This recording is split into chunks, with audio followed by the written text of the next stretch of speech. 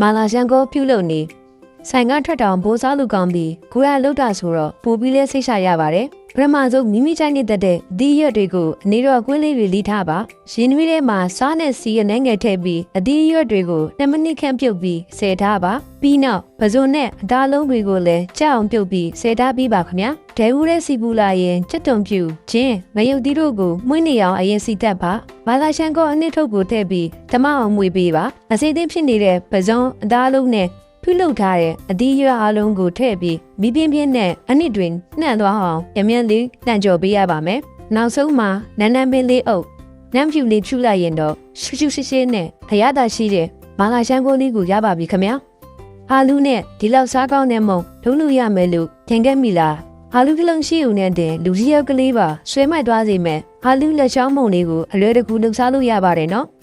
အပြင်သားလေးကကျွတ်ကျွတ်အတွင်းသားလေးကအီအီငညံ့နဲ့ပဲနီလေးတွေရဲ့အရှုတက်ကတကိတ်ကိုလိုက်ပိုက်ညီလုံးပါတယ်ပထမဆုံးနူးအီနေအောင်ပြုတ်ထားတဲ့အာလူတွေကိုစကားဓမ္မမဟုတ်ခရင်နဲ့အနည်းဖြစ်သွားအောင်ညံ့ညံ့လေးရှည်ပေးပါရှည်ထားတဲ့အာလူနှစ်တဲကိုဂျုံမုံနဲ့ပဲနီလေးတွေထည့်လိုက်ပါ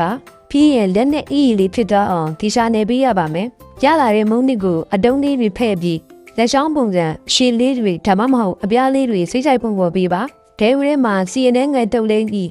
းမီအေးနဲ့ကြော်ပေးရပါမယ်နှစ်ဖက်လုံးရှိဝါရောက်တန်းပြီးကျွဤလာပြီးဆိုရင်တော့အရသာရှိလာတဲ့အာလူမုံလေးကိုရပါပြီခင်ဗျာစိတ်ဝင်စားစရာကောင်းတဲ့ရွှေတင်းကဥရှက်ပြုတ်နီလူယူကျဲဥကျော်စားရတာနင်းငွေနေပြီလားဒါဆိုရင်တော့ကြည်ရတာလဲလစားလိုက်ရင်လည်းအရသာကရှားဖို့မှဆွဲကြံနေစေမဲ့ရွှေတင်းကဥရှက်နီးလေးကိုပြောပြပေးပါမယ်နော်ပထမဆုံးပြုတ်ထားတဲ့ကျဥတွေကိုအဝိုင်းလိုက်လေးတွေလိပေးပါ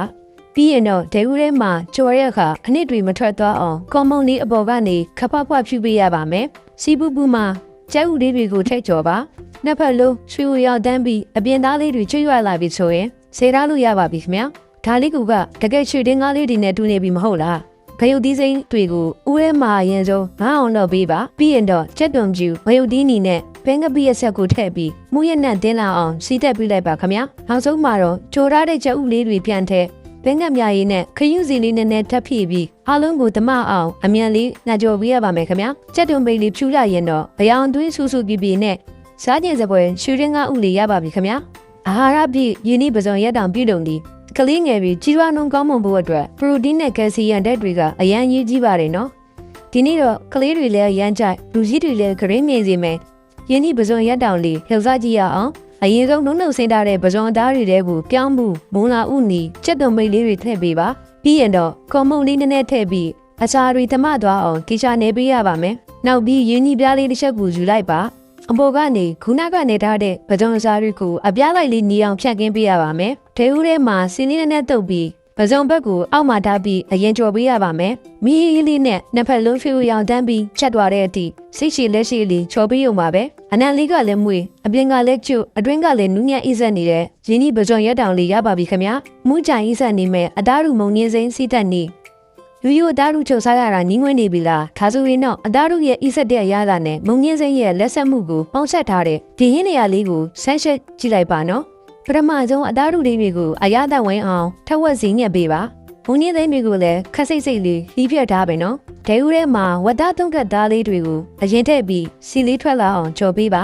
ချက်တုံကျူမယုတ်သီးနဲ့ဟင်းရှက်ရက်လေးလက်နဲ့ထည့်ပြီးပြီးရင်တော့တီးထားတဲ့မုံညင်းလေးတွေနဲ့အသားရူတွေကိုဥရက်ထည့်ပြီးအမြန်လေးမူကြော်ပေးရပါမယ်ပိန်းငံပြရည်နဲ့ရေနဲ့ထည့်လိုက်ရင်အသားရူလေးတွေကအရေကိုစုပ်ပြီးဣဆက်ထားပါလိမ့်မယ်ထောင်ဆုံးမှာတော့ဘယောင်တွေးလဲဆုံအနံ့ကလည်းမူးကြိုင်နေတဲ့အသားရူမုံညင်းစိမ့်ကြော်လေးရပါပြီခင်ဗျာခရင်းမြိတ်စီမဲ့ဟင်းတစ်ခွက်အာလူကြော်ကိုယူယူပဲကြော်စားနေတော့လားဒါဆိုရင်တော့ဒီလိုလေးစမ်းကြည့်ပါပထမဆုံးအာလူတွေကိုအမြင့်လေးတွေဖြစ်အောင်လီးပြီးရေးစေးထားပါစီပူပူမှာချက်တုံပြူလေးနဲ့အာလူတွေကိုအရင်ဆုံးစီတက်ပါမယ်ဇားနဲ့ဘင်းငံပြရည်လေးနည်းနည်းထည့်ပြီး